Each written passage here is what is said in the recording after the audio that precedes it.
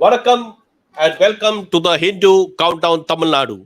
This is a part of our election conversation series. I'm D. Suresh Kumar, Deputy Senator of Tamil Nadu. Today, joining me will be Srinivasan Ramani, our Deputy National Editor, T. Ramakrishnan, our Senior Associate Editor, B. Kolappan, Senior Deputy Editor, KV Prasad, who's our Senior Deputy Editor, and from Madurai, L Srikrishna, the Chief of Bureau, will be joining us. And from Trichy, we will have S. Ganesan, the Chief of Bureau there. So basically, last 3 weeks, we have seen very intense campaigning for the Lok Sabha polls. This time, the contest in Tamil Nadu has been very fascinating in the sense that, as compared to the bipolar contest that we saw in the previous election, this time we have a four-cornered contest. But particularly, what is of greater interest is that the BJP, for the first time, is heading an alliance in Tamil Nadu. So previously, the NDA was headed by other parties. For instance, in 2014, when a third front emerged as part of the NDA, it was headed by actor Vijay Gant's DMDK. But this time, under the leadership of the BJP state president Annamalai, there is a alliance that is seeking to challenge the two Dravidian parties. In fact, this election also saw Prime Minister Narendra Modi make multiple visits. He had road shows, public meeting across the western region, north Tamil Nadu, and deep down south. He has made about 8 visits, which in itself is unique. In 1989, we had a similar scenario when Rajiv Gandhi, as Prime Minister, made multiple visits to the state, but that was for an assembly election. This is for the first time a Prime Minister is making as many visits for the Lok Sabha elections. So the primary theme, in fact, I will first start off with Mr. T. Ramakrishnan. The primary theme of Prime Minister Modi's campaign speech here has been on dynasty, corruption, right? And also the attack on what he calls the attack on the Hindutva, Hindu Dharma and Sanatana Dharma. There's been attack. And another issue that he has raked up is the drug menace in Tamil Nadu. He has promised that if he retains power, he will not leave anybody, and he will go after them. So, TRK, how do you see these multiple visits by the Prime Minister and the kind of impact that his campaign would have in a state dominated by the two Dravidian parties? Before I begin, of course, you recall Rajiv's visits. So Rajiv, I think, visited 11 times during 88-89, of course, for assembly election.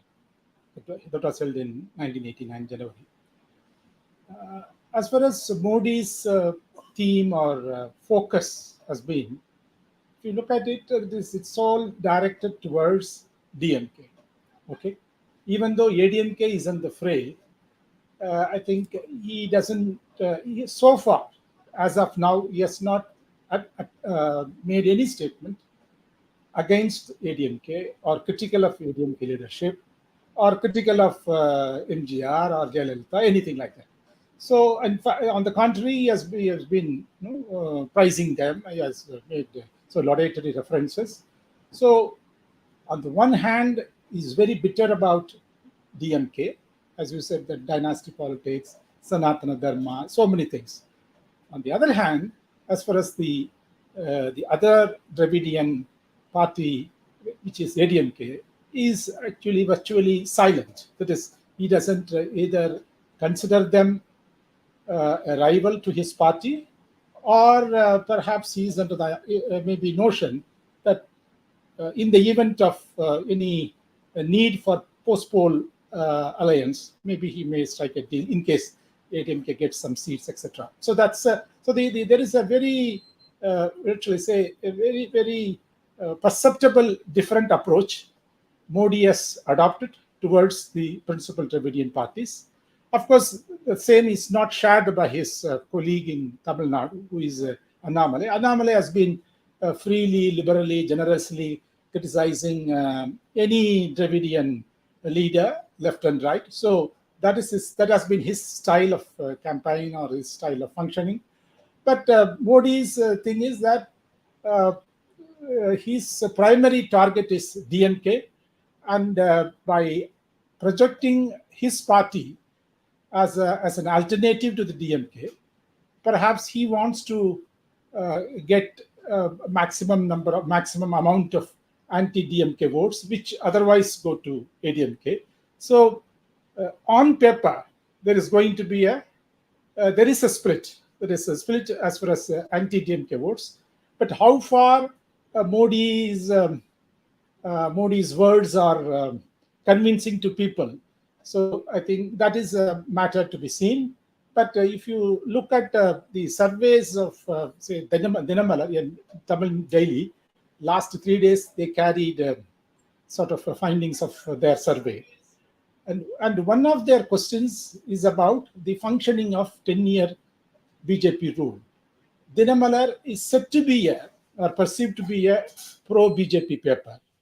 But even that paper, in most of the constituencies, or at least in majority of the constituencies, disapproval rating of BJP is very, very high, 70%, 80%, which is being carried by Dinamalar. Okay, so that anti-center feeling, whether it is we can call it anti-Modi, anti-BJP, whatever it is, anti-center feeling is very strong, perhaps because of inflation, unemployment, so many other economic issues. So the point is, there's not only Modi, Amit Shah, Nadda, then take the case of Rajnath Singh. He was in Tiruvannamalai yesterday. So they are covering extensively. They have covered extensively Tamil Nadu, perhaps for the first time. I don't think they have covered Tamil Nadu to this extent that they have done this time. So, of course, their primary target is DMK, and they want to corner as much anti-DMK votes as possible. Whether this will, whether they will be succeeding in this venture remains to be seen. But my reading is the BJP front as a whole may get around 12 to 15% votes. That's, I think they will be able to succeed to some extent, but I don't think that they will be able to dislodge ADMK as the most important anti-DMK force. So essentially, the vote share of the BJP-led NDA will increase this time compared to the previous years. That is one takeaway from what you said. The other point is that where you're mentioning that the Prime Minister also, praised Jayalalitha and MGR, the leaders of the AIDMK. So what do you think would have led him to do this? Is he trying to attract the AIDMK votes as well? It looks like, because if you see if you look at the election results in Tamil Nadu over the years, non-DMK, non-ADMK formation, they get about 15% of votes. Okay, so of course there is one more player, NTK. He will anyhow get minimum 5 to 7% of votes. So again, you are left with 8% point. Okay, so if at all your party has to grow, that I mean, if at all BJP wants it to grow in the Tamil Nadu, then it has to eat into the vote share of other parties. There is here in this case ADMK. So I think that is why I think he's also, on the one hand he wants to project himself or project his party as the principal anti-DMK force. At the same time, he's displaying his admiration, his praise towards the icons of ADMK, so that the volunteers or supporters of the ADMK would also vote for him. At least a section of people would vote for him. That's how he can increase his share. Otherwise, just by appealing, just by projecting yourself as the alternative to the Dravidian forces, at best you can get about 10%, 12%, or maximum to 15%. But of course, here you have NTK, which is gradually improving its base. Okay, it's performance. So you just can't dismiss NTK, whether you like the party or not. So I think he must have assessed all the situation, and that is why he's not attacking ADMK. On the other hand, he's praising ADMK. All right. So for the national audience, let me tell you that the NTK is the Nam Tamila Kachi, essentially a pro-Tamil nationalist party that is headed by film director Seeman. This party has been unique in the sense that always gone solo since 2016. And another feature of this party has been that they field 50% of the candidates fielded by this party are women. So that is one interesting aspect. Now I'll move on to Mr. Kolappan, who has been covering DMK for fairly a large number of years in the Hindu. Now, if you look at the DMK-led India Alliance, the chief architect has been M.K. Stalin, the chief minister and the party president of the DMK. And he is also one of the most vocal anti-Modi voices in the country, who has been consistent in his attack of the BJP and Modi in ideological terms for the last about at least 6 to 7 years. He has not compromised on that. We saw a reflection of that in his campaigns, where he repeatedly attacked Modi. And this time, one of his major grounds was that the center was not releasing funds for the state, be it the back-to-back floods that Chennai and its surroundings and the southern districts witnessed in December last year. That's just about 4 months ago. Or, another campaign of Stalin has been that in terms of GST revenue sharing, for every 1 rupee that Tamil Nadu contributes to the GST pool, the state gets back from the center just 29 paise. So he has been very sharp in his attack. At the same time, he has also been equally critical of Edappadi Palaniswamy, calling him the B team of the BJP, calling him a sleeping partner or a silent partner of the BJP. So, do you think this campaign of Stalin will have resonance among the electorate, and what sort of impact it's going to have? Certainly, his campaign against the BJP as a ties with voters, there is no doubt about it, because he has been very, very consistent in his stand against the BJP, and no other leader in the country is as aggressive as Stalin when it comes to attacking the ideological position of the BJP. And also other issues. For example, if you take NEET, I don't think even the allies of Stalin's are speaking against the NEET the way the Stalin is attacking the national allies, the national allies of the DMK. So Stalin, as a chief minister, who is actually feeling the heat than anybody else, and he is the person from the very beginning knitting together the alliance against the BJP, and he has not a bit actually toned down his aggressiveness towards the BJP, because he as a Dravidian party, a party is totally again, though they have allied with the BJP in the past in the 1999, I think Stalin must have realized that emergence of the BJP will pose a major threat to the ideology and the organization of totally the Dravidian movement.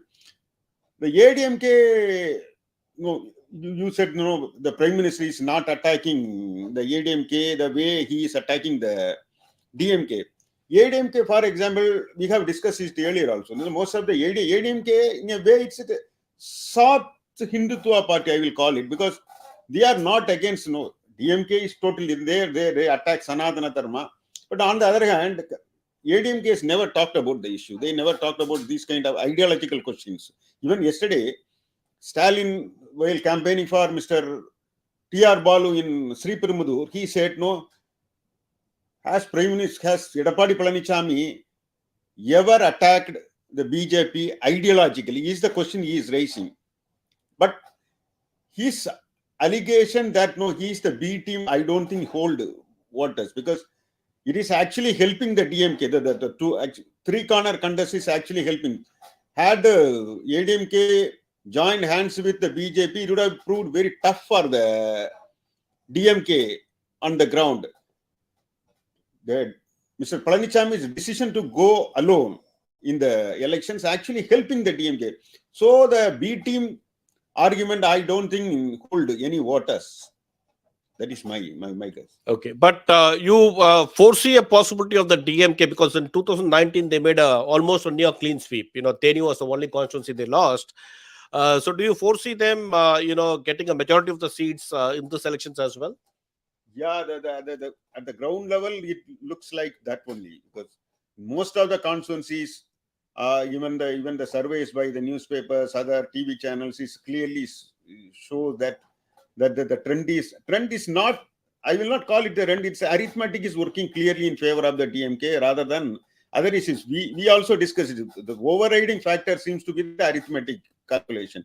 Of course, there is the anti-incumbency factors against both the DMK and ADMK. BJP at the center is there. You can feel if you go there, it is there. There are issues there. People are blaming the BJP government. They're also blaming the DMK government for some other issues.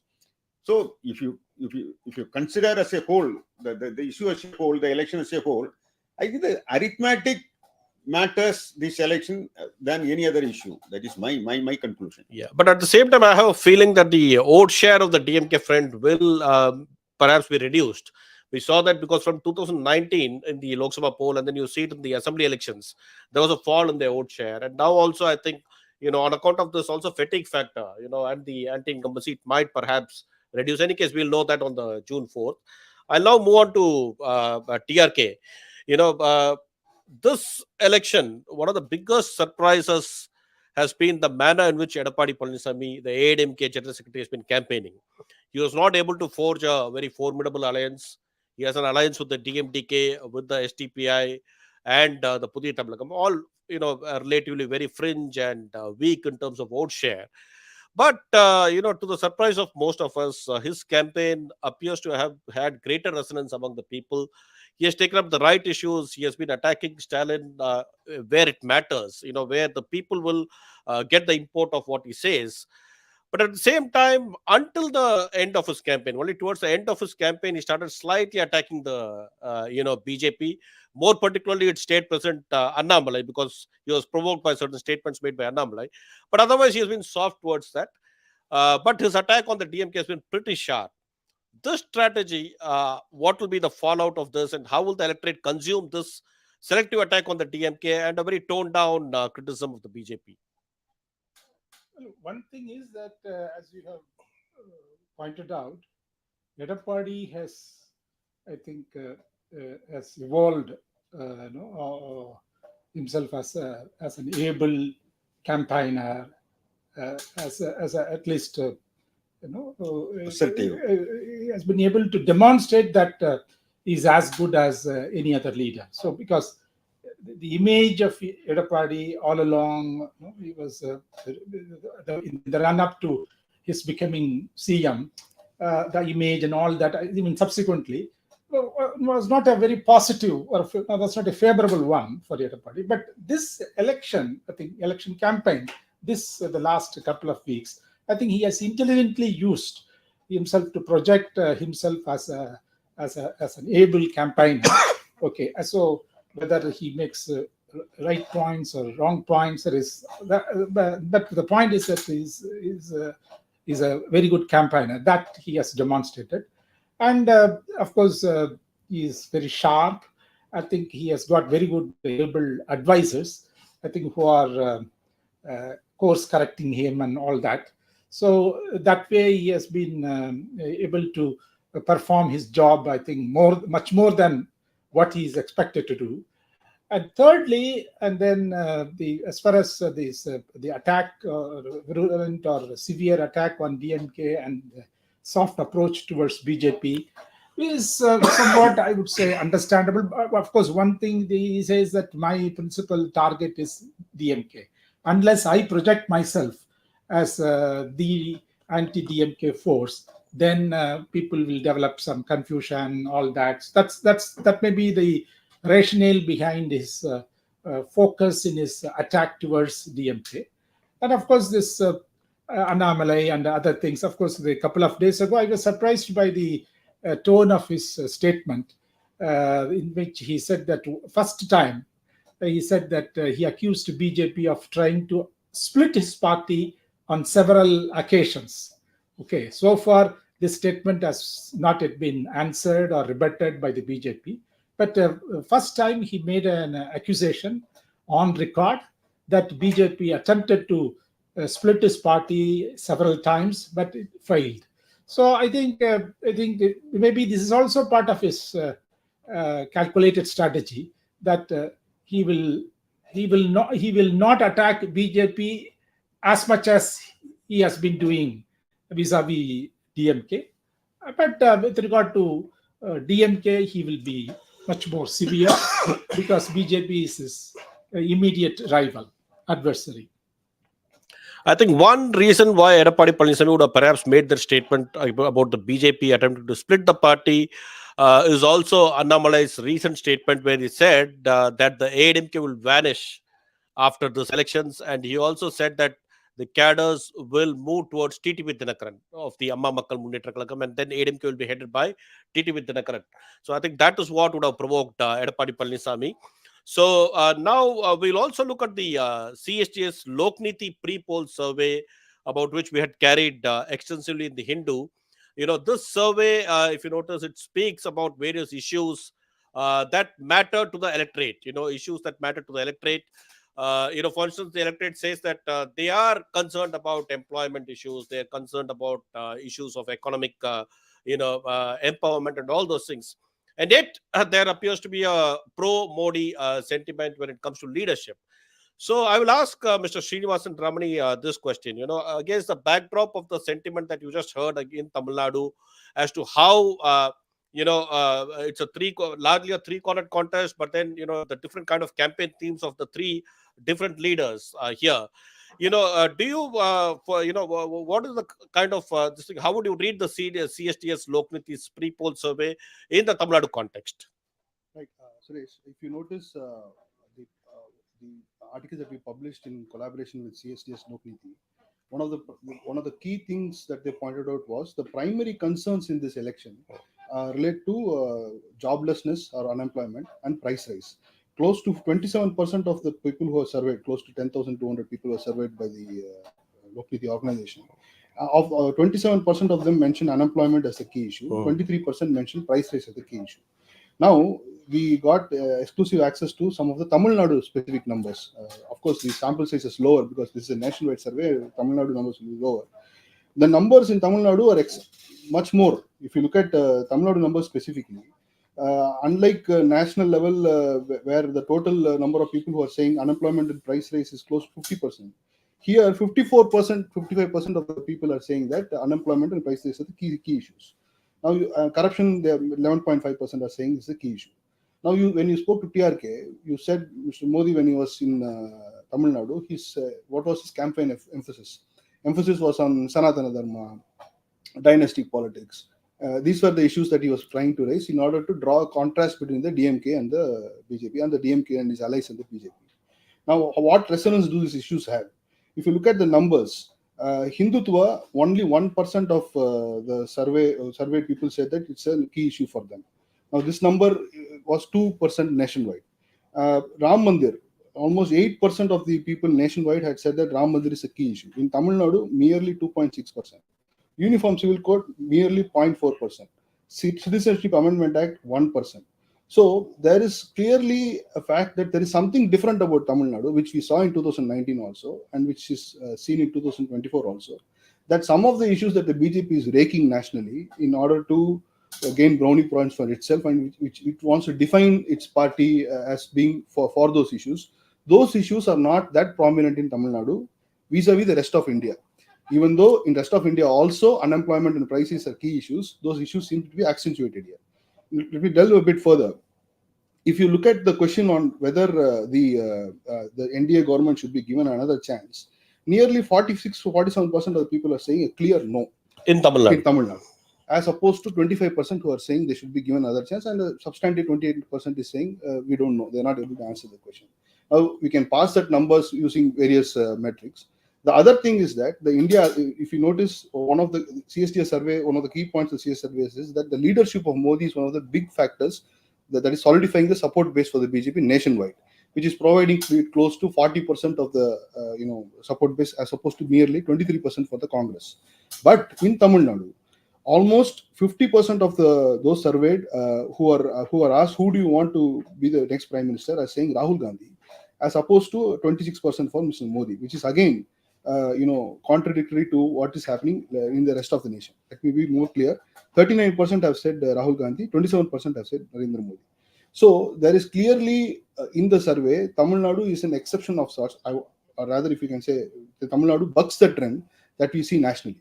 So, be it some of the issues that the that is being raised by the BJP and the leadership factor, they are not as prominent in Tamil Nadu as it is in the rest of the country. Now, does that mean that it's a cakewalk for the DMK alliance? No, that is not true. Unemployment and price rise, the voters are also blaming to some extent the state government also for that. It is not that they're giving a clean sheet to the state government and blaming only the central government for it. And that is why I agree with Kolappan when he says that, and you yourself also pointed out, that unlike 2019, when the DMK-led alliance, which is now called the India Alliance, won close to 55% of the vote, this time, be it the CSTS survey, which is pointing to close to 45 to 46%, that's almost a 10 percentage point drop. To other news channels, like yesterday there was a Dinatandi survey, which also pointed out to a substantive drop, close to 43% for the DMK-led alliance. There is a drop in support for the DMK-led alliance, and that gives some wind to the sails of the parties like the BJP, which has clearly also increased its support base compared to 2019, because 2019 was also a referendum on the ADMK government's performance at that time. This time it is, being a parliamentary election and the ADMK is in opposition. Therefore, the DMK is also, the performance of the DMK government is also being weighed by the people. That has therefore reduced the substantive lead that the DMK-led alliance had over the ADMK and the BJP. The third point is, if you have a multi-corner fight, who will benefit? Of course, that remains to be seen. But as we know, political scientists will tell you, in a multi-corner fight, in the first past the post system, the leading party will have a greater advantage, and that is the reason why that despite a drop in vote share, the DMK can expect to perform as reasonably well as it did in 2019 seat terms. Yeah, only thing is, at the same time, when it's an intensely fought multi-cornered contest, when you have just a lead of 44% vote share, then in certain constituencies where there are going to be tough fights, then it may work to the disadvantage of the DMK. Like you mentioned, it's the first past the post system, so that might impact. Now, one question I want to ask you is, you mentioned that in Tamil Nadu, people mentioned the issue of unemployment, and this percentage was higher than what we saw across the country. So, don't you think that this unemployment, could also be attributed to the DMK government? How do you separate it from the central government's policy alone? So, wouldn't this reflect against the DMK as well? Just to make it clear, actually, for people who are pointing to unemployment as an issue, slightly lower nationwide. It's 27% nationwide. It is close to 24% in Tamil Nadu. Okay. Price rise is a bigger issue, and 29% of people are, saying price. And as you said, price rise, for example, there is the state government is equally being blamed, not equally rather, but to a great extent being blamed for the price rise situation as much as the center. But this being a national election, people are putting the onus more on the center, so that is there. What I'm trying to say is that the state government is also seen to be responsible, but not to the same extent as the center, which is why the center seems to be the central party, the NDA seems to be doing relatively worse off in Tamil Nadu relative to the rest of the country. Okay. Thanks. Now, Kolappan, from the numbers that Srinivasan Ramani just shared with us, kind of inputs on the basis of the CSTS Lokniti pre-poll survey, he mentioned that in Tamil Nadu, there is greater preference for Rahul Gandhi as a prime ministerial candidate or as a leader than the Prime Minister Narendra Modi. But on the other hand, if you see at the ground level, you look at the kind of multiple visits the Prime Minister has made to the state. He has come 8 times, he has gone crisscross districts, he has gone back to the same district again and all those things. But in complete contrast with the India Alliance, the entire campaign has been shouldered largely by Stalin, with support from his own party leaders and the regional party leaders. Like, for instance, the Tamil Nadu Congress President Selva Perunthakai did some campaign. Kamala Hassan was campaigning for them. All that is fine. But Rahul Gandhi made just only one visit to Coimbatore, and the All India Congress Committee President Mallikarjun Kharge came just once. He just went to Puducherry and then made a stopover in Tamil Nadu. So, don't you think that they took can we assume that the Congress took this lightly, or they perhaps thought they were overconfident that people of Tamil Nadu will back them?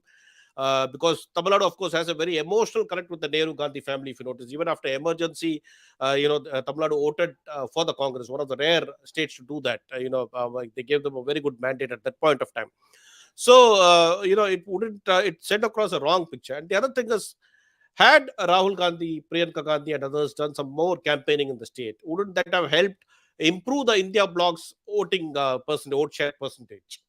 Yeah, this is the question we also posed to Mr.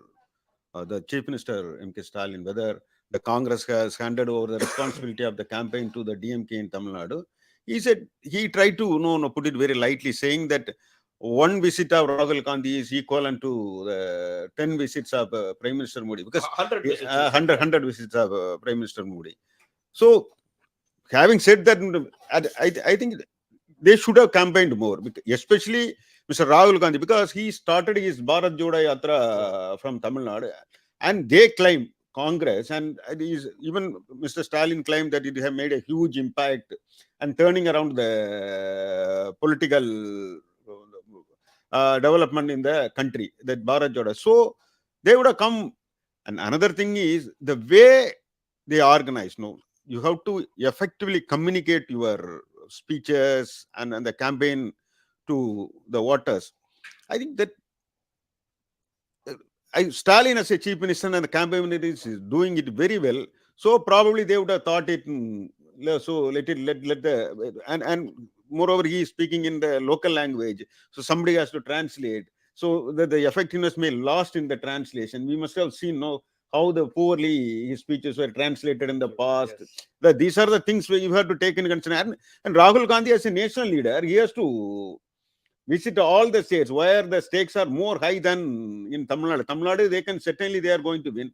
So he must have thought it to concentrate his energies in other states instead of traveling in Tamil Nadu. On the other hand, BJP has been targeting Tamil Nadu because all said and done, maybe it's a land of social reforms. It is also the land of believers. No state has as many temples as Tamil Nadu has. And the temples are very ancient and known for their architecture.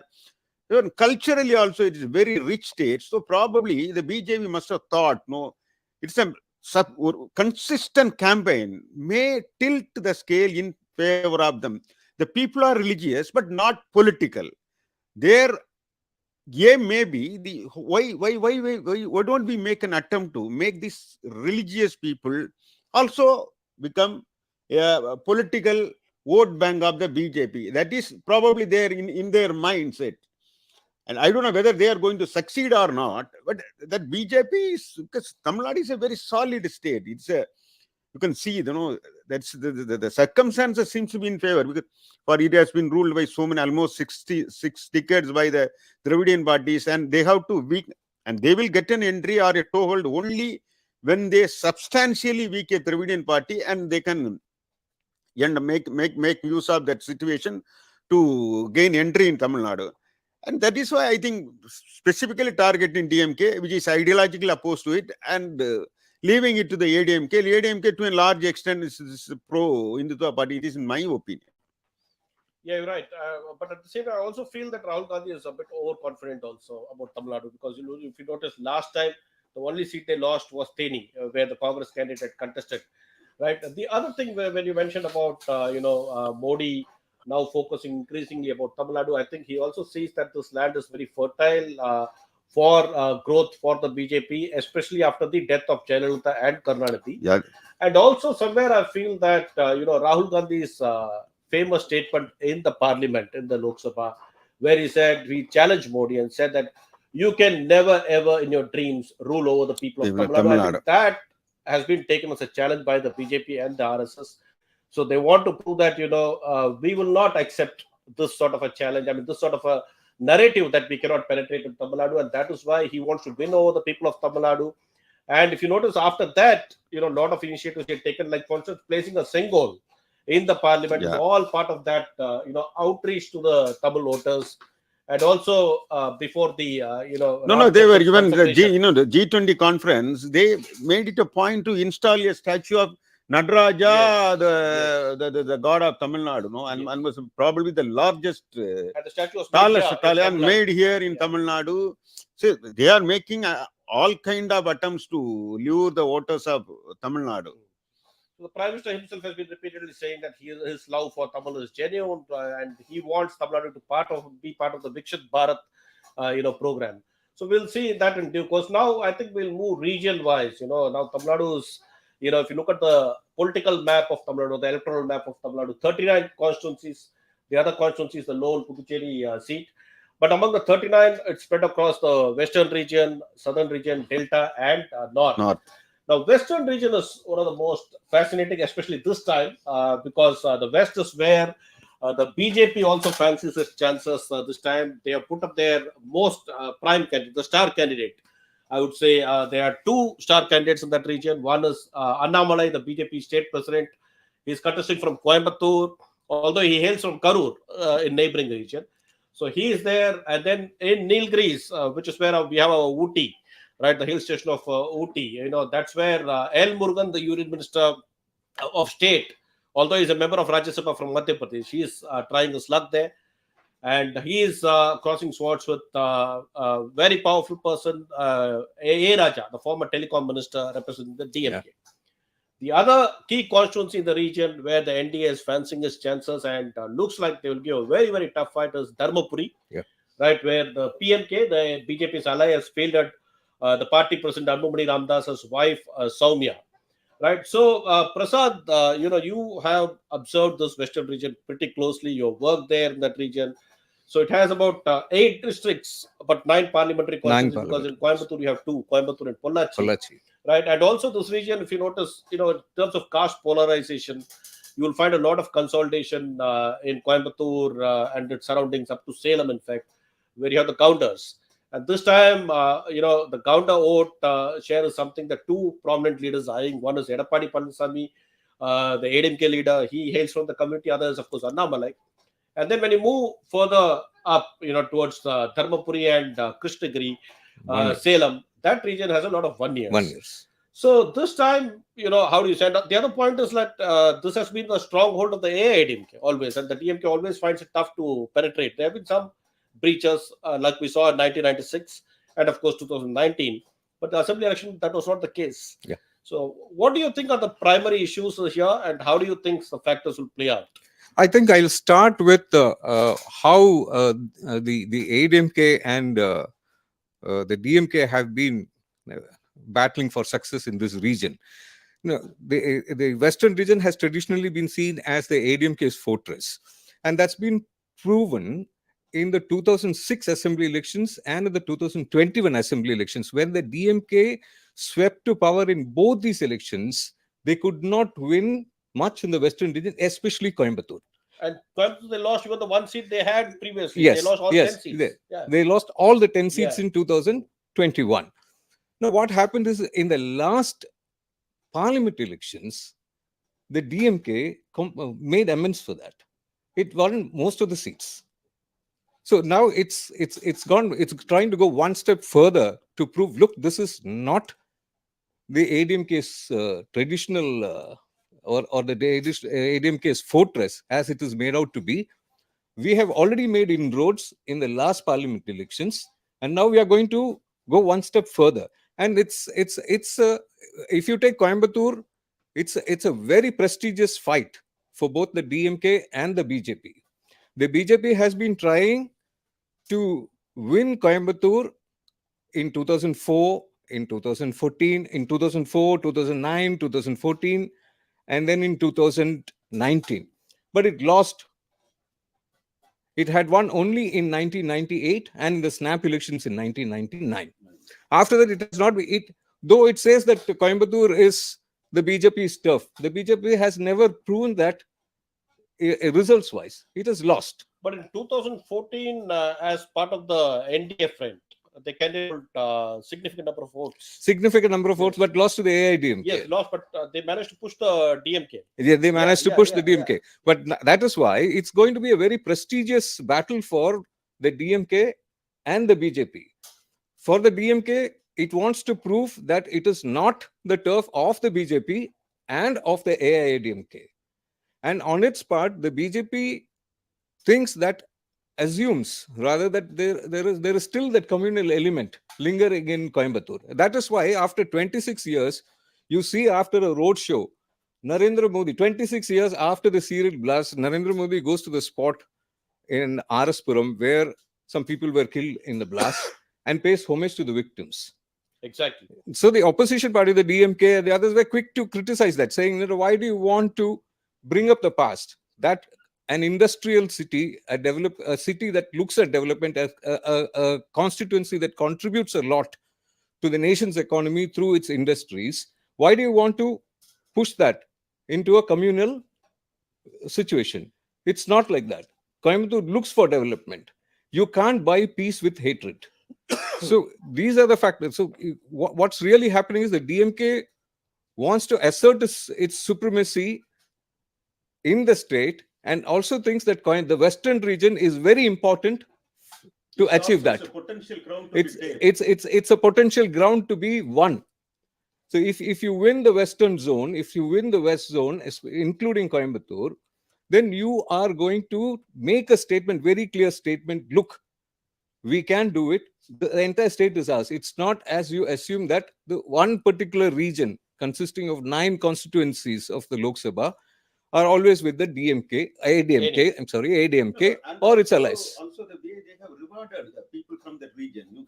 For example, C.P. Radhakrishnan, they have made him as Governor. L Murugan, already they have A minister. Even if he is defeated in Nilgiris, there is a seat is getting ready for him in Rajya Sabha. He's already there. He's already there. Yeah, already there. Even so, the election, they have fielded him for the sake of contesting election to test the waters.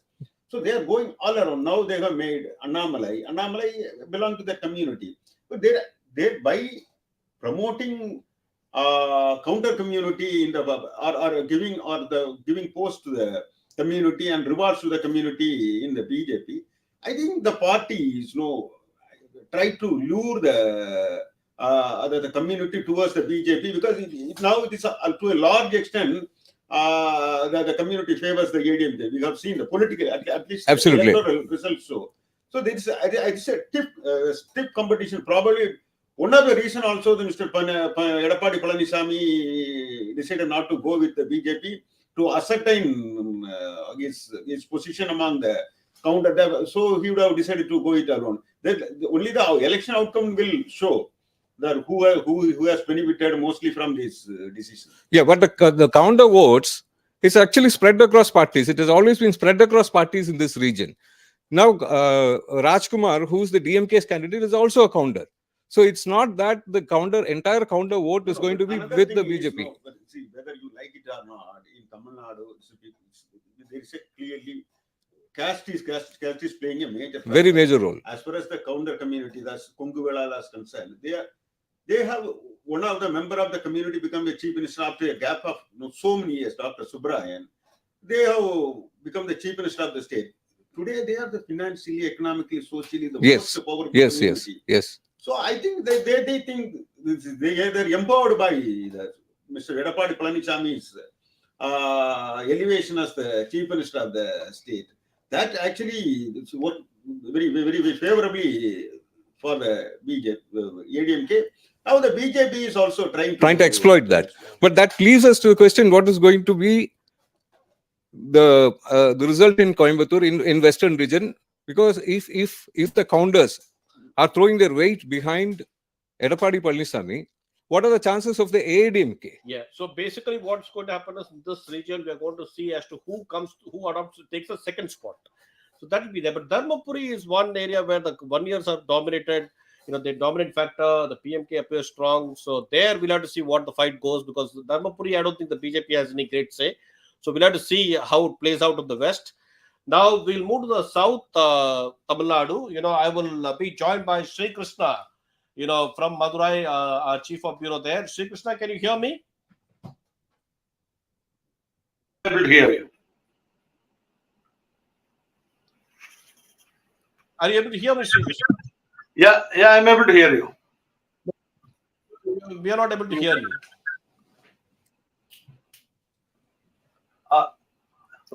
Is it audible now?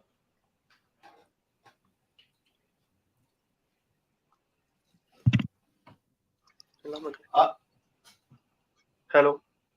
It seems to be some technical issue. We'll get back to you. Yeah.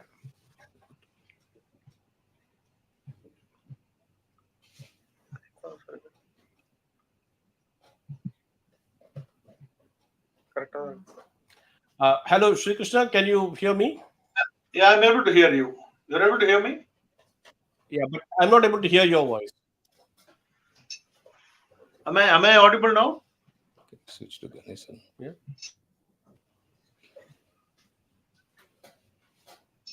Yeah, I think you're audible now. That's right.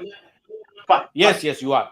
So, Sri Krishna, I'm coming to you to get a better understanding of the southern region. It's one of the most sensitive areas also, and it's also an area where the ADMK is particularly was strong, and the DMK also has some pockets of influence in that area. 10 constituencies. Of course, Kanyakumari is a fight between the national parties, BJP and the Congress. That's how it's been there because it's closer to Kerala. But this time, you have quite a few star candidates there. O Pannirselvam, three-time former chief minister, is contesting as an independent candidate with the backing of the BJP in Ramanathapuram. And in Theni, you have TTV Thinakaran, who's trying his luck as the AM candidate, backed by the BJP and backed by O Pannirselvam's son. So, you tell us about what's the outlook for southern region like. DSK more in South, as you said, there are 10 constituencies, more than the heavyweight candidates. The issues are also, suddenly it had caught national attention. For example, take the Kachativ issue from Ramanathapuram, the All India Institute of Medical Sciences, the proposed project in Madurai, or the non-starter of the Naguneri Special Economic Zone in Kanyakumari district. So these are the issues. Well, the ADMK, despite in 2019, the ADMK was able to garner a sizable victory from Theni, which was the one and only constituency that the party had won 5 years back. But now the scenario is totally different. Though ADMK may claim that it is no more having a tie with BJP and it is as secular as DMK. The party is, as you all know, like it is definitely divided by three, with TTV himself contesting from Theni and Mr. Pannirselvam contesting from Ramanathapuram. So definitely ADMK is not the same party that was in 2019. And coming back to BJP, as you all know, like Mr. Modi had come here even before the Model Code of Conduct came into effect. He visited Tuticorin, Tirunelveli, then Kanyakumari. Then even 4 days back, Mr. Amit Shah was there in Madurai and a couple of other constituencies in South. Now the BJP is not a tested or tried a party in South, where it has been traditionally either the ADMK or the DMK or their allies. But coming to TTV Dinakaran in Theni, he seems to be telling around that what as an ADMK MP in Periyakulam, which was earlier called Periyakulam constituency, he says he had done a lot to the people of that constituency when Jayalalitha was the chief minister. So like that, he tells people around that he's definitely closer with Mr. Modi, and if he is elected, he will even bring in an airport under the Udan scheme at Theni. And so I think ADMK has definitely not the strong party as it was. And So yeah, as you all know, so TTV Uttarakhand has some goodwill among the population on account of him being an MP in the past. But I would be more interested to know, how is this issue of Mukkalattur resentment playing out on the ground? Because the Mukkalatturs, the three MBC communities, they always felt that the ADMK was their party on account of Shashikala's association with Jayalalitha. But after the expulsion of O Pannirselvam and the sidelining of TTV Thinakaran and Shashikala herself, is there a feeling of being wronged by the community? And is there a feeling that the party is slipping away into the hands of the counters? Not exactly, I can say, because as I said earlier, the ADMK is not the ADMK which was in 2019. So the Mukalators, they are now divided, or they are showing their loyalty with Mr. Pannirselvam, Mr. TTV Dinakaran in Theni, and unfortunately, Mr. Edapadi being a gounder, or he is looked as an outsider by the people, the so-called Mukalators in South Tamil Nadu. But one interesting thing I can say is definitely these are going to be capitalized by people who are now in other parties. Say, for example, Nainar Nagendran is contesting from Tirunelveli. Then you have Pannirselvam from Ramanathapuram, and in Shivaganga, you have a very strong ADMK candidate, but it is not going to still go in favor of them. It is more looked as the Mughalatur votes are not going to be polled only for the ADMK. It is definitely going to be split. I will not be surprised even if they're going to go towards BJP.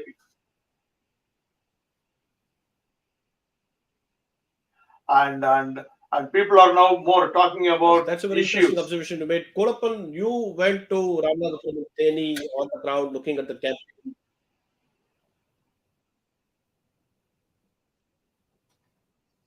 Yeah.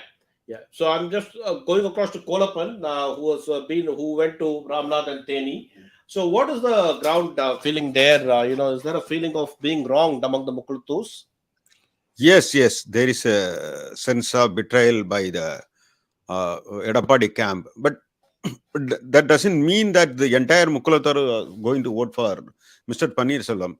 But he tried to play the sympathy card, saying that no, he was actually sidelined or expelled from the ADMK, which so long as Jayalalitha was there and when Sasigala was there, there's a community. It's seen as a party of Mukulathor in South. Of course, one section, not the DM. They also supported the DMK. But when Jayalalitha was alive, that it's fully almost, because she was with Sasigala was with her. So it was seen as a party of Mukulathur. Now Pannirselvam is playing that card, and I think also working well in his favor in Ramanathapuram constituency. And even while campaigning for him, Mr. Annamalai tried to play the card, saying no, in Tamil Nadu had seen two betrayals. One is removal of MGR from ADMK, and second betrayal is the removal of Pannirselvam from the ADMK by Edapadi Palanikasamy camp. See, after that election, we will settle the score for the betrayals.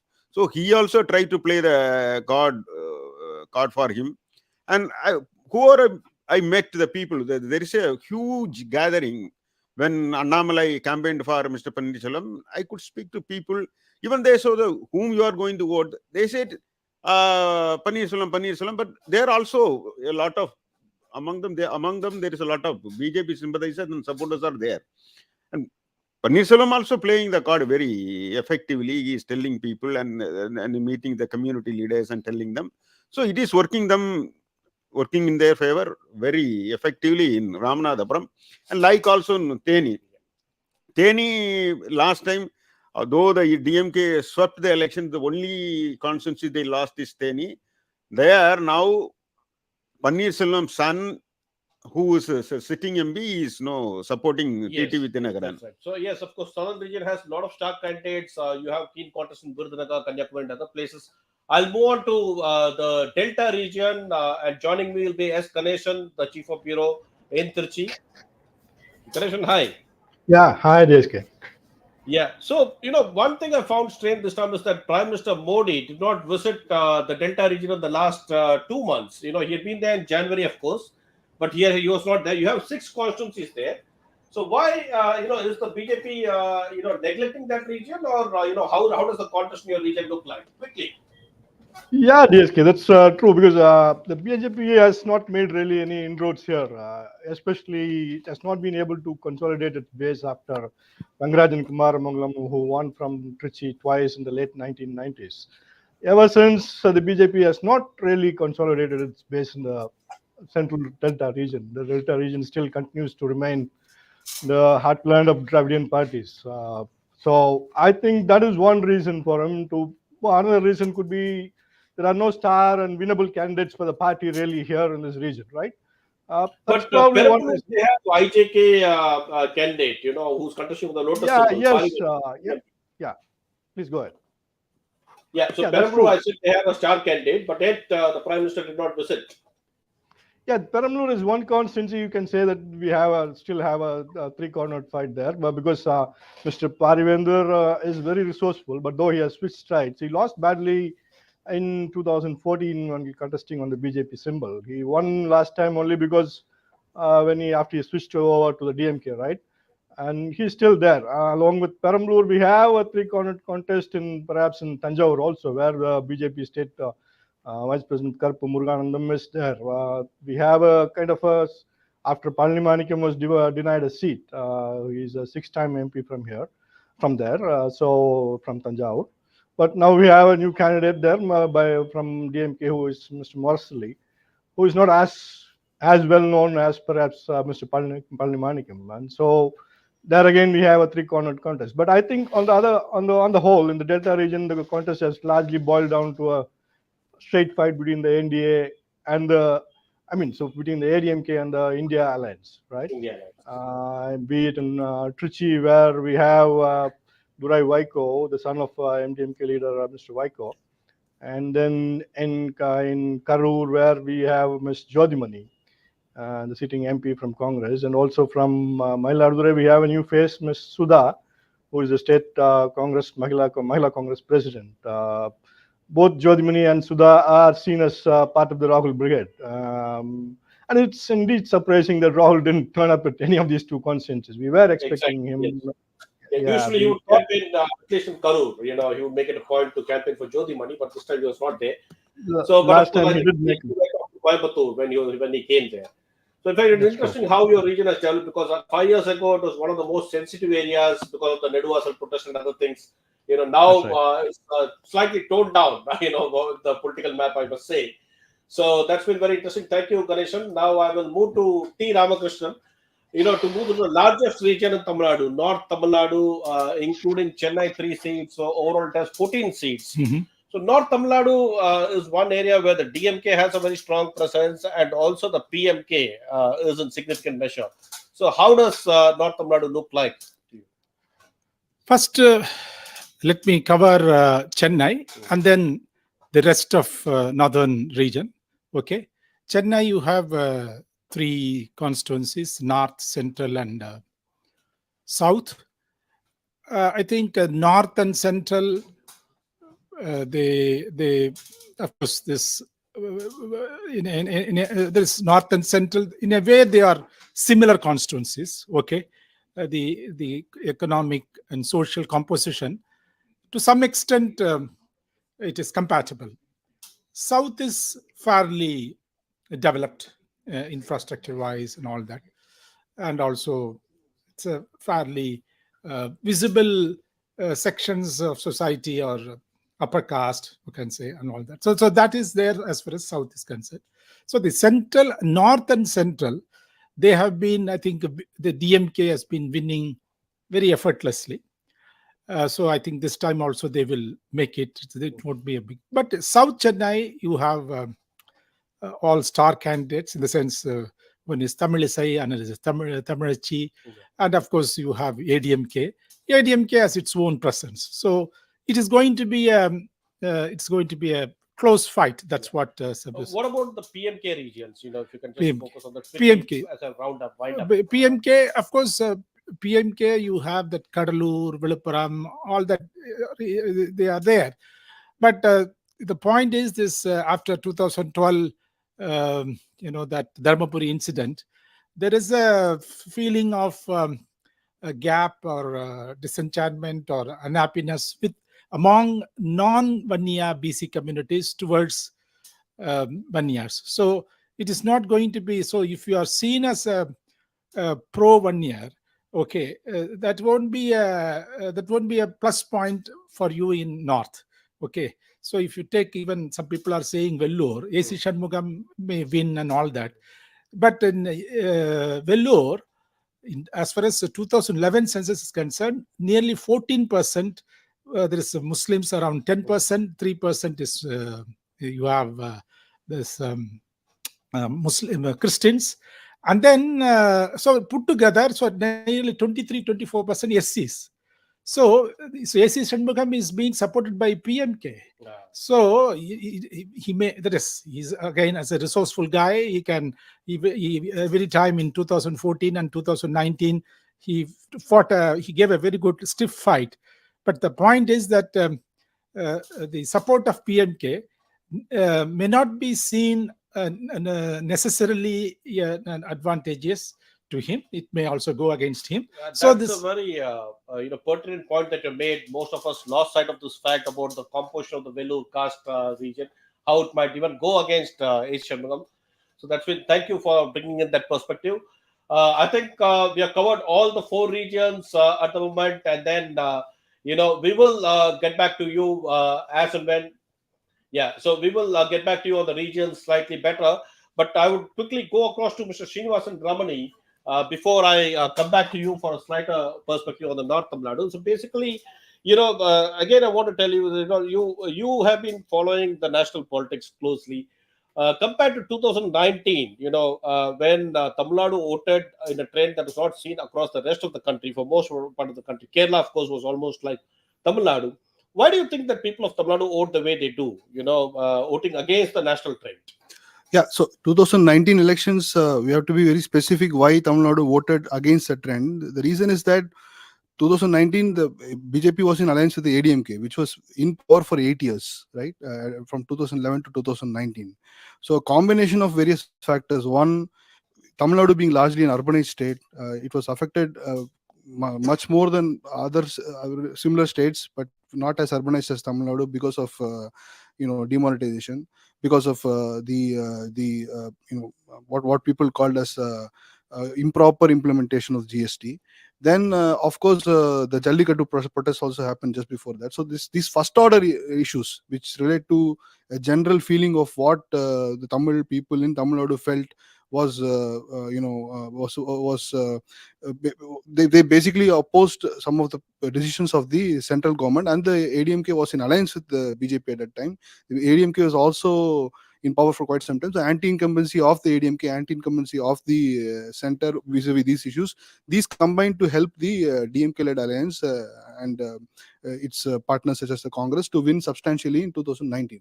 But 2024, it's now 3 years since the DMK has been in power. So the relative advantages as an opposition party that it enjoyed in 2019 are not available in 2024. That's number one. Secondly, as all of you rightly pointed out, the DMK is still the so-called linchpin or the party that is in the center of things in Tamil Nadu. And that means that a substantial chunk of people who don't like the DMK who vote for the opposition, right? And that's the reason why, if you see the support base of the ADMK, it's a multi-caste support. You get the ADMK traditionally enjoyed the support of the upper caste who are opposed to the the non-Brahmin assertion or the OBC assertion emphasis of the DMK, and also got support from Dalits and the poor among other people. So therefore, the support base of the ADMK was also a vote against the DMK. What has happened is in these last 3 years, because the ADMK has also gone through various tribulations and crises, and the fact that this is a parliamentary election, a substantive chunk of the anti-DMK vote has now shifted to the BJP as well. Now the question is, how much of the vote from the ADMK shifted to the BJP versus how much of the vote, the fringe vote who shift between parties have, not the fringe vote, rather the marginal votes which fence sitters vote which shift between the DMK and shifted to the BJP. That is the question.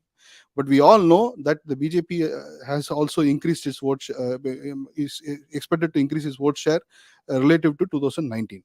That said, for all these reasons apart, with respect to first order issues, with respect to development, with respect to the fact that the performance of the government at the center, these also matter a lot, and that is the reason why the DMK-led alliance still is ahead of the ADMK and the BJP from all the polls that we see and also the ground reports that we see so far. Yeah, I do agree with you in one sense that that the strong anti-Modi wave that Tamil Nadu saw in 2018-19 is not visible now, because at that point we had campaigns saying "Go back, Modi." Now you don't see that kind of intense campaigns against the Prime Minister. Also, partially it could be because the DMK was then in the opposition, so it's seeking to capitalize on that sentiment. But now being in power, with Stalin as chief minister, I don't think he can try to antagonize the Prime Minister, because there are center state issues. You need funds from the center and all those things, and therefore that has contributed somewhat to toning down of this anti-Modi sentiment in Tamil Nadu. How acceptable Modi has become now, we would not know. But then one thing that has, that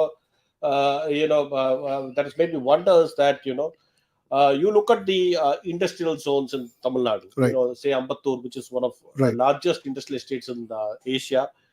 You go to Coimbatore, which is known as the Manchester of the South. Right. Where you have textile industry, neighboring Tirupur. All these areas, if you notice, one common theme which they were complained about is the GST regime. They were all affected by this. But yet, although they say that they are affected by the GST regime, they were affected by the demonetization. Of course, now demonetization looks something in the distant past. Right. But, increasingly I find that the support for Annamalai, BJP and Modi from the industrial community is stronger.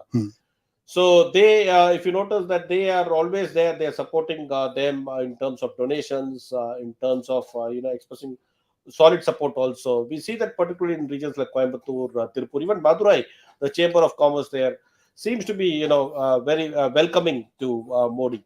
Why does this happen? So two things. One, I feel, is that when you see parties, when you see industrial people from people leading industrial outfits or industrialists per se, when you are seeing them donating to the BJP, be it in the electoral bonds or through trusts, etc., they've always got the lion's share of the of the donations from the industrial class. The reason is, it doesn't mean that they support it. It is also an expectation, because the BJP is now the central pole of Indian politics. What political scientists are calling the BJP dominated political party system in India today.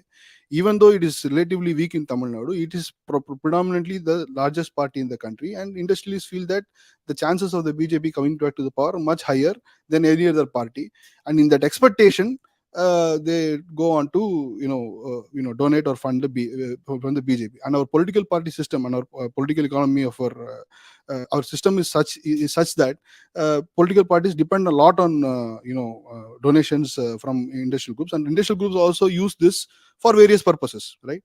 As our investigations in the electoral bonds have shown, loss making companies are donating a lot of money. 75% is going to the BJP. Newly incorporated companies which are not supposed to donate at all. The rule is that they should be in existence for 3 years before they make donations. Even those companies before 3 years are donating. So all these factors are, generally speaking, most of these companies, like we know that nearly 50% of the electoral bonds went to the BJP. So the reason is, one, they expect that the BJP will win power, and as industrial groups, they know that the center has a greater say on economic matters, and therefore they have to, if I can put it crudely, fall in line. And secondly, there is also an expectation of quid pro quo, and so these matters, predominate over, over even the fact that some of the policies that the BJP has pursued not particularly helped them. As you said, MSMEs were severely affected due to the the improper implementation of GST and so on. That is one part. The second thing I wanted to focus on was that yes, there is a difference in terms of how the Tamil people or the general people perceive the BJP versus others. But at the same time, there is also a certain degree of anti-incumbency that is setting in because of what people have seen in the last 3 years, especially in urban areas. As TRK pointed out, others pointed out, some of the urban constituencies are very closely contested now. The reason is that because of strong urbanization, people are looking into local issues like flood relief, how flood relief was handled by the DMK government, how neighborhood issues were handled by the DMK government. And these issues are also percolating into their view on whether they should go for an alternative, and the BJP is gaining out of it. Yeah, one other area where the DMK government is facing resentment, I must say, is from the government employees and the transport corporation employees. I made this point earlier in another video, but then, because the DMK promised them the sky, where they knew they could not afford to restore the old pension scheme. The party had promised in its manifesto that it will do that. So the government employees, I'm sure a section of them will vote against the DMK. That's how it looks like. Similarly, the transport corporation employees, their dues have not been paid for 10 years. It's not just the DMK's case. It started during the ADMK regime. It's continued now. So that is going to. One last point, DSK.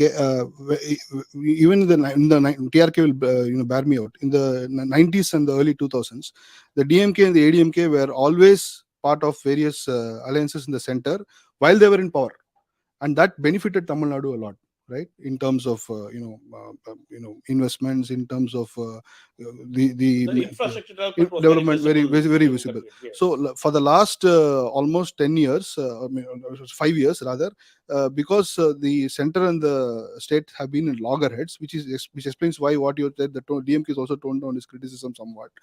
At the same time, there is also a section of the population who believe that constant, opposition to the center is not going to benefit us at all, and therefore that's some section is also voting for the BJP for I that have the same doubt. In fact, I've been telling some of my friends that there could be a fatigue because last 10 years, Yes. first 5 years, Janata, virtually the ADMK was not sharing power, and then you had the in-between gap where Edapadi Palaniswamy and O. Pannirselvam warmed up to the BJP, but they were seen more as slaves of the sector, Right. bringing in schemes that the state did not require, Right. rather than getting better infrastructure. Of course, one thing that they will always cite is that they sanctioned some 11 medical colleges.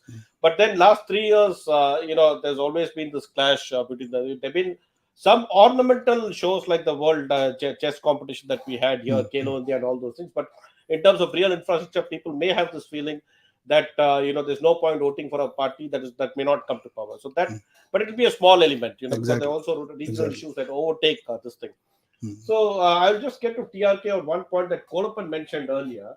He had said that had the ADMK BJP alliance remained intact, perhaps this time the DMK would have suffered more reverses. Now I know that you are always fascinated by numbers. You do deep analysis when it comes to election, the polling pattern, the voting pattern, and all those things. And very recently, you did a piece also on how the vote transfer happens between the DMK and the Congress when they contest separately and when they're in alliance, and how it works the other way between the ADMK and the BJP. So, do you think that if Annamalai had not been the trigger for Edapadi Palaniswamy to, at least officially, to snap the ties, they would have performed better? There would have been better vote transfer among them? You see, had there been no separation between ADMK and the BJP, yes, the situation might have been different, but might have been different not drastically. Okay. You see, the one thing is this last 3 years, with all the constraints, this DMK government has been implementing or has been focusing on some of the welfare measures. And Tamil Nadu, known for its fairly efficient delivery system. So it's also ensuring that the fruits of the many welfare schemes are reaching the economically weaker sections. Of course, you can't say all the deserving people have been covered. I won't make that claim, but still to a large extent, maybe to 60 to 75% of the people who deserve whatever government provides them in the form of welfare measures, they are getting. So, for example, Mahilar Urmai Togai or free bus travel, and then breakfast scheme. All these schemes are benefiting people, and then, in fact, I would say to a large extent, women or women at the lower strata, they are getting, they are seeing the benefit, and they are able to save some money. Okay, so while the anti-incumbency factor may be growing, may be brewing against DMK, which I don't dispute, okay, but among the lower set of society, among women folk, the support for DMK is also growing. That's what my feeling is.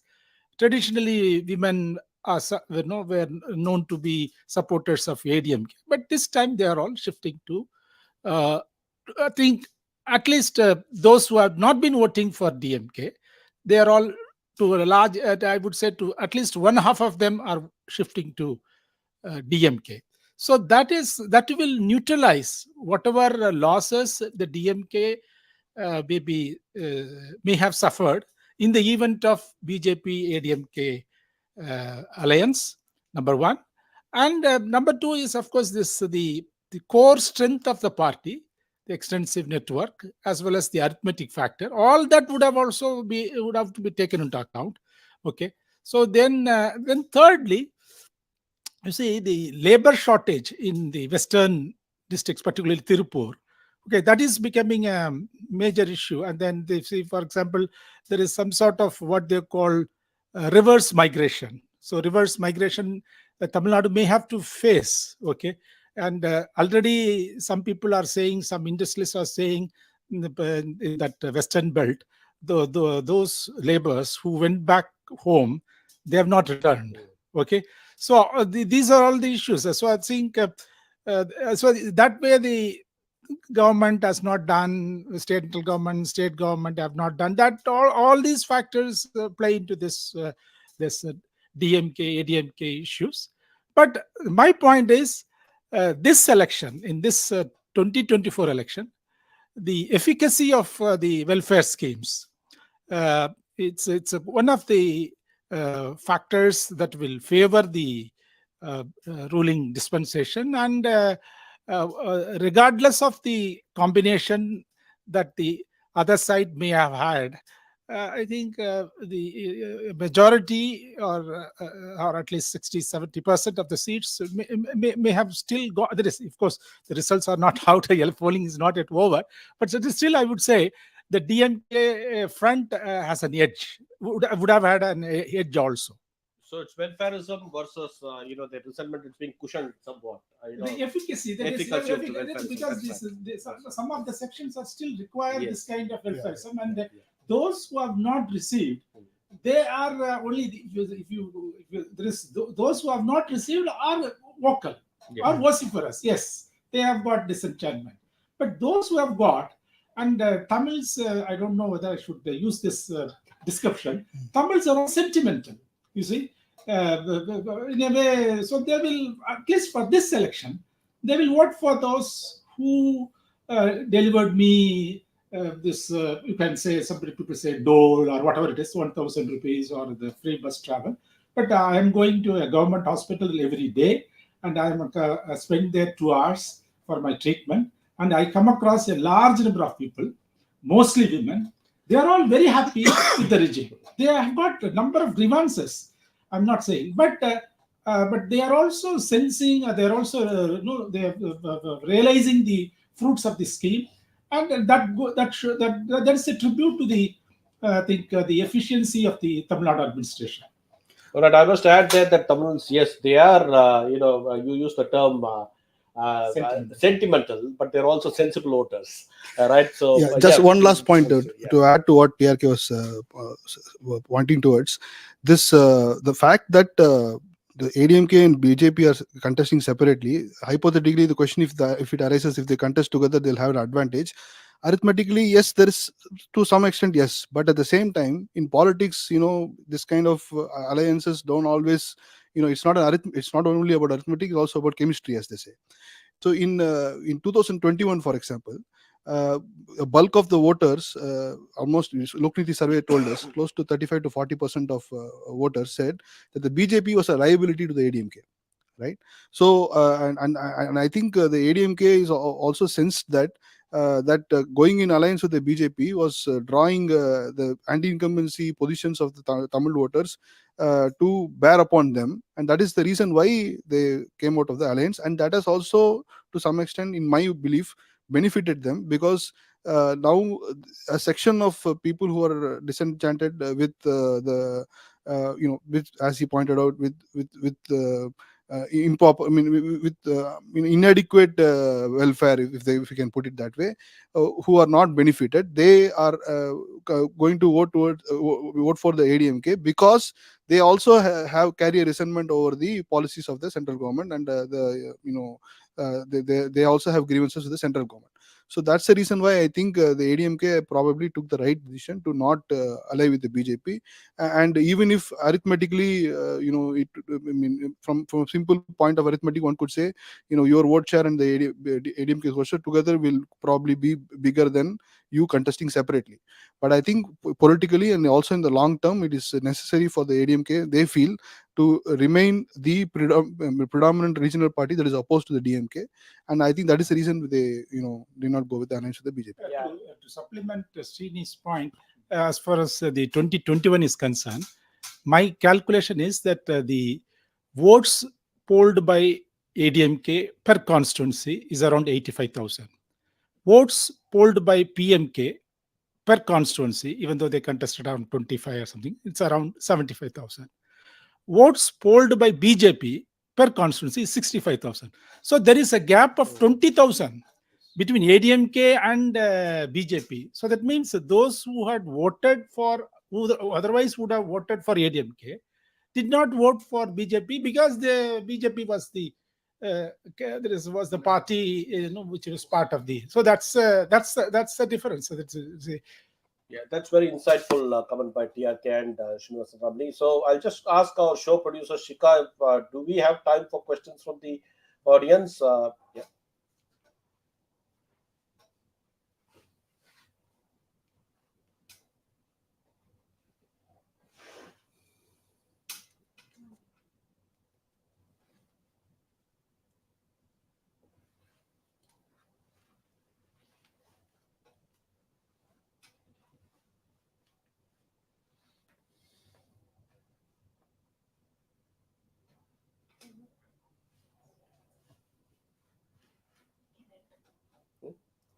All right, so I think there's some technical problem in getting the questions from the audience. This is also, let me tell you, this is the first time the Hindu has tried out something like this, a live show with so many panelists, each of them expert in their own region.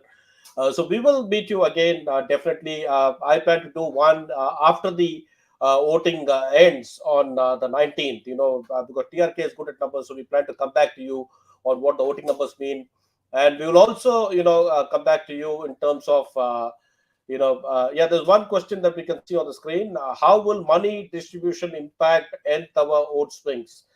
I must say that money is a big factor in Tamil Nadu. This state, unfortunately, as progressive as it gets, it's also progressive when it comes, with every election, they innovate on incentivizing voters. We have had some notorious by-elections, but in a larger election like this, money distribution is not that easy, but when it goes to the voters, there will be a section of voters who's influenced by that. Some voters are smart. They take the money, but they vote for their own parties. There are cases in rural Tamil Nadu. You'll be surprised. I can tell you from my own, the experience of my own relatives. They take money from two parties. The husband votes for one party. The wife votes for the other party. So, TRK, would you like to add to that? One more thing is political parties are also smart or smarter than people. So when they know that their candidates are not going to win, the money distribution won't be complete. That is, they won't cover the kind of population that they wanted to cover. So that also happens. So the number one. Number two, the by-elections, only in by-elections, I think money distribution is much more apparent, much more evident than in general elections. And in general elections, you don't get, that is the last at least 4 elections, if you see, I won't say the money factor tilted the scale in favor of the candidate who would have otherwise lost. Okay. So it's all, so even if you have, so despite money circulation, money distribution rather, okay, only the persons or only the parties that were expected to win had won. So I don't think the money factor has made any difference to the eventual outcome of the elections. That's my reading. So whether you distribute money or not, I think the outcome would have been same. That's my maybe it's a competitive. There is a competition between among parties, so they are trying to distribute money, but the parties has also become smarter, and then when they know that the ground is they are losing the ground, they stop distribution. In fact, on a lighter note, let me tell you that this election has also seen politicians admit to having given money to voters. One case I'll tell you, former Minister Sellu Raju, who's a ADMK strongman type in Madurai, he wanted to mock the BJP state president Annamalai, and what did he tell him? He said that last elections we gave 1,000 rupees in Aravakuruchi, where Annamalai contested, and yet people did not vote for you. So that was an open admission of money having been distributed. And also another very famous case of money distribution admission came from Theni, where TTV Thinakaran and Tanga Tamil Chelvan are contesting against each other. Now these both were the same party in the AMMK earlier. So when TTV Thinakaran contested the RK Nagar by-polls, there was widespread allegations saying that they distributed 20 rupees as a token sum to the voters, and then this 20 rupee currency could be exchanged for a larger sum after the elections. So this time, Tanga Tamil Children was on record saying that 20 rupees tokens were distributed in RK Nagar, and responding to that, TTV Thinakaran said that it was Tanga Tamil Children who had distributed those tokens. So therefore, we do know that money plays a crucial role, and also there have been several politicians, who want to contest elections who have privately admitted to journalists that it has become difficult to contest elections because it takes a whole lot of resources to spend. There's a question from Arun. How much impact will AIADMK cutting ties with the BJP make an impact in the national front in coming back to power? So, yeah. Srinivasan. So if you look at 2019, right, in the Hindi heartland, the BJP won 177 out of the 196 seats for a vote share of around 54%. Hindi heartland meaning Uttar Pradesh, Bihar, Madhya Pradesh, Rajasthan, Uttarakhand, and Himachal Pradesh. In the west, in Gujarat and Maharashtra, they won 51 out of the 69 seats with a vote share of 55%. So overall they won close to 303 seats, BJP alone, and the alliance they won close to 347 seats, if I'm not wrong. Now, compared to these areas in the north and the west, the BJP was relatively weak in south and the east, right? So that is one of the reasons why they have given extra emphasis to campaign more in places like Tamil Nadu and also in the east. And that is one of the reasons why they're very keen on having this alliance with the ADMK. Because they feel that what they have to achieve in the north and the west is already achieved, and that they have reached a peak over there. It's quite saturated. You can't win more than 26 seats in Gujarat because there are only 26 seats, right? You cannot win more than 58 or 60% of the vote, because that's a huge number of votes in favor of one party. So the expansion that can come only in places where they're relatively weak, which is in Tamil Nadu, which is in Kerala, which is in West Bengal, which is in even in West Bengal, I think they had peaked in 2019. Andhra and Telangana. And if you notice that in the intervening years since then, the South India states in South India, none of the states the BJP is in power. So, which is the reason why they have been focusing a lot on having an alliance with a party like the ADMK. Now, what effect will that have? We don't know what might have after the elections, right?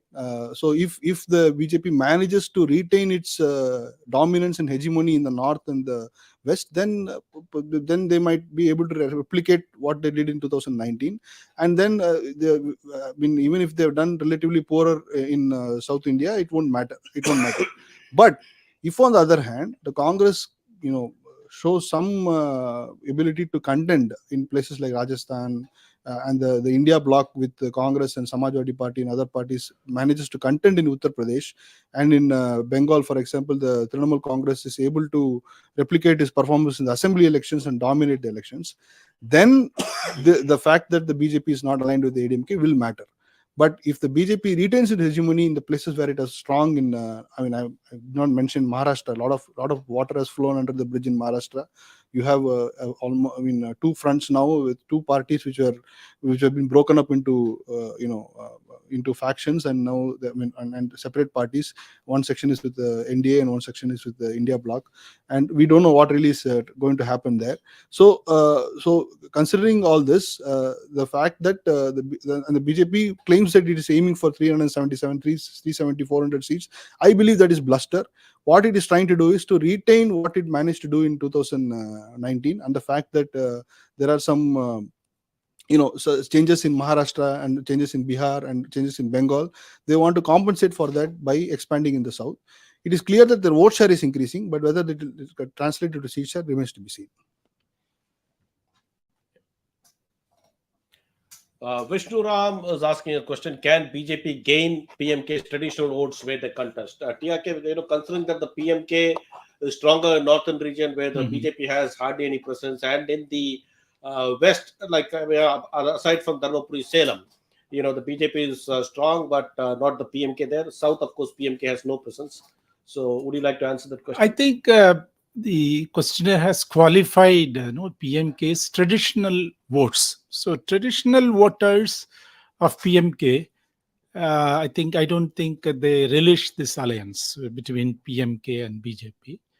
But one thing is there, it's the younger sections, younger generations cutting across communities in Tamil Nadu. They seem to be impressed with BJP, maybe because of anomaly, whatever it is. But that section includes 1 year. Okay, so BJP will gain some votes, that is from 1 year, younger sections of 1 year. But to answer the question directly, the traditional votes, I don't think BJP will be able to get. So because the PMK's traditional voters, they are not comfortable with the idea of their party striking a deal with the BJP. There's a question from Edwin Bright. If Edappadi Palaniswamy splits the opposition vote, say getting 25% of votes, whether the NDA will get any seat? TRK, that's for you. NDA will get any seat? I don't think. He says if Edappadi splits the opposition vote, say he gets 25% of the vote share.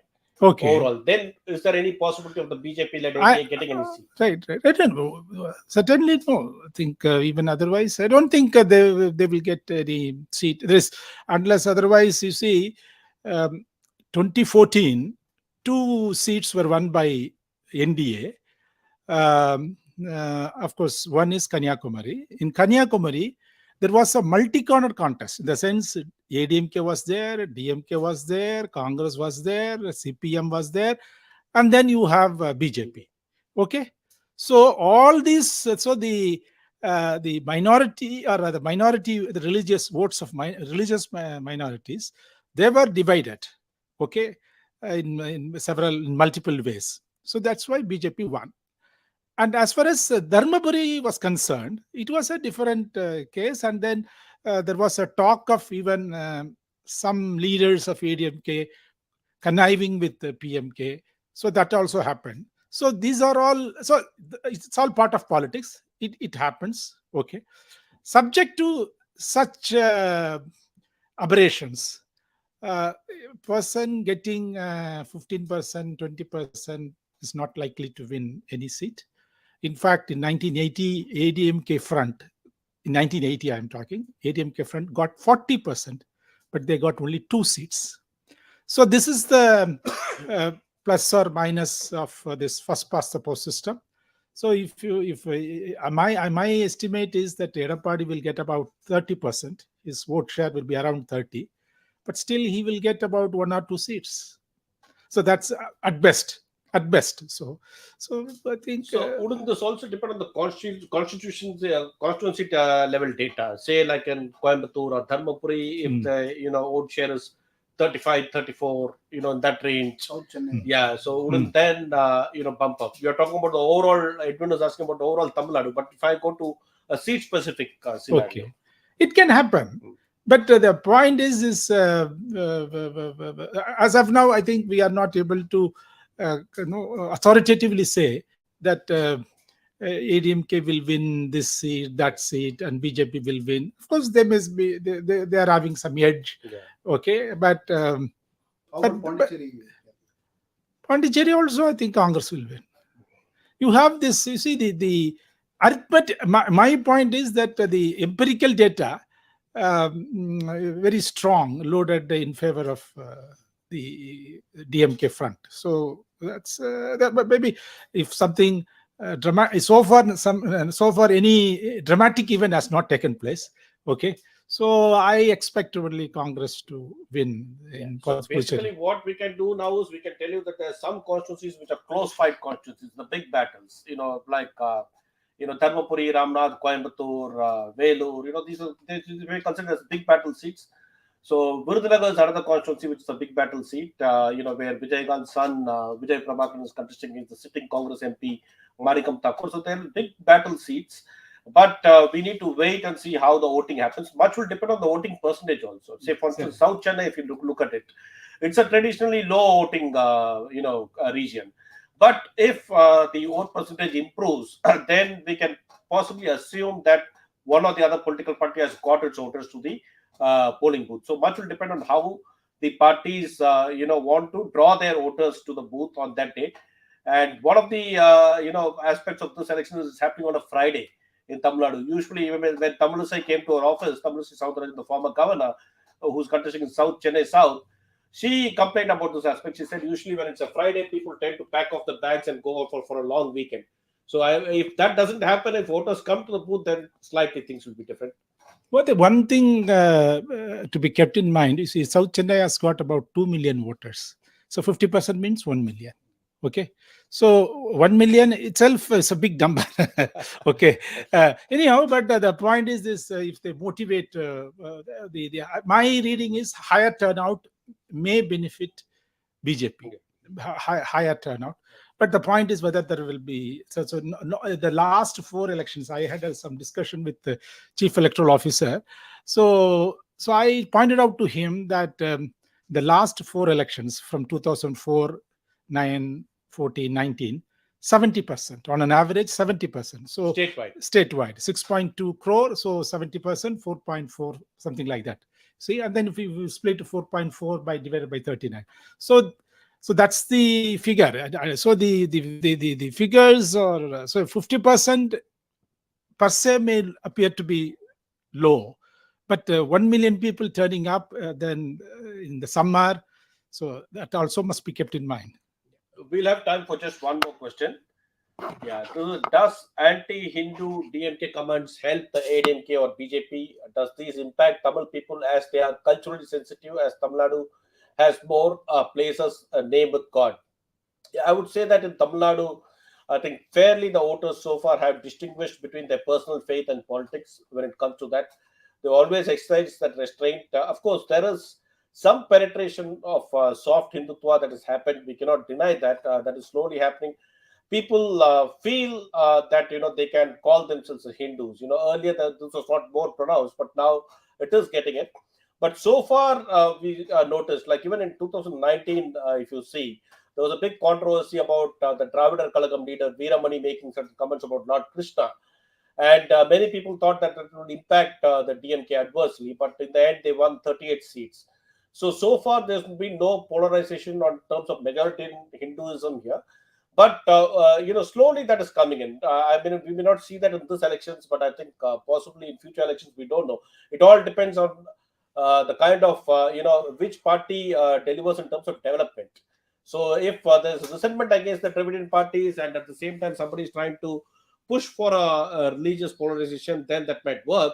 But if the Dravidian parties realize that they have to focus on development, then and if they deliver on governance, possibly this could be contained. So we'll know that only in the coming years. Yeah, it also depends upon how the voters perceive these comments, whether they perceive it as anti-Hindu or they perceive it as pro-social justice, right? So, the overarching narrative that the BJP wants to paint is that the DMK or other Dravidian outfits are anti-religion.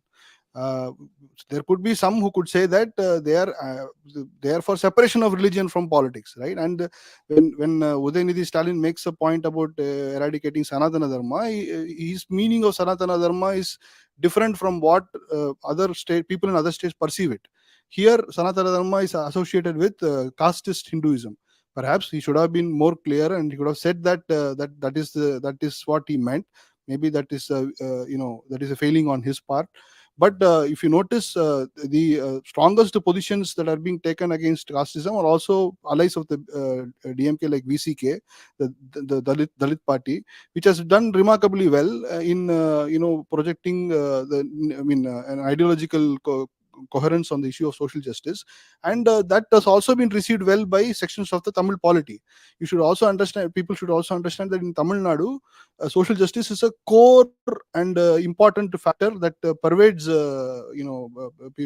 people's thinking, despite the prevalence of caste and other identities. And if you notice popular culture, some of the movies that are made by popular directors, these issues are also prominently featured among them, and they do really well.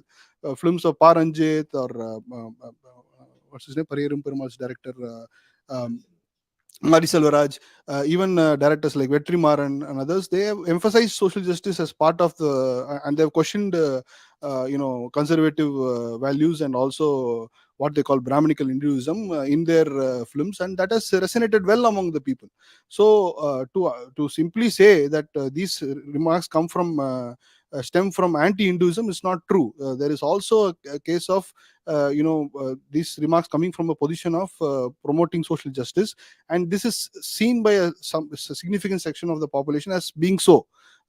Yes, there is also a significant section which is hurt by these remarks. That is also true, but it is not. It is not. That is not the case. I mean, what you see in North India per se, where adherence to Hindutva seems to be increasing over time in a significantly large number. That is not necessarily happening in Tamil Nadu, largely because of the history of the social justice movement in Tamil Nadu, from the days of the Justice Party, from from affirmative action policies, from the fact that welfare is core and part and parcel of the social justice reform movement itself. All this has a resonance. So people who are politically, publicly minded and politically aware, they read these statements from that lens, and not necessarily the lens that the BJP is trying to or support of the BJP are trying to make it to be. Same time, I must also add here that the DMK is also conscious of this criticism that it gets about being an anti-Hindu party, especially now. It is toned down, I must say. Although Udayanidhi Sanatana Dharma controversy is still alive, it's the matter of subjudice.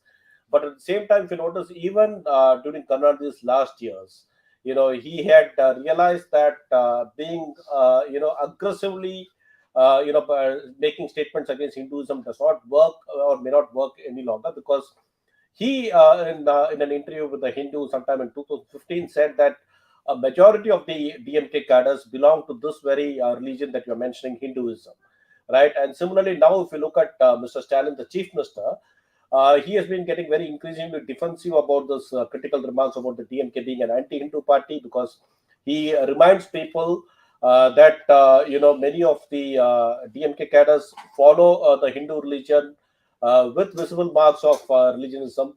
He has got to the extent of saying that his wife is a believer, she goes to temples, and also, he makes it a point to mention that the DMK government, after taking charge in 2021, mid 2021, has performed the consecration of more than 1,000 temples. So therefore, they are also realizing that they cannot openly make certain remarks, and they're toning it down. So anyway, on that note, I would like to thank all the panelists who joined me: Srikrishna in Madurai, Ganesan in Tiruchi, KV Prasad, Kolappan, T Ramakrishnan, and Srinivasan Ramani. So I would like to sign off here. Thank you very much for this engaging conversation that we have had. We shall have more such conversation, because this experiment, I think, has gone off very well with the kind of response we got from the audience. Thank you. Vanakkam.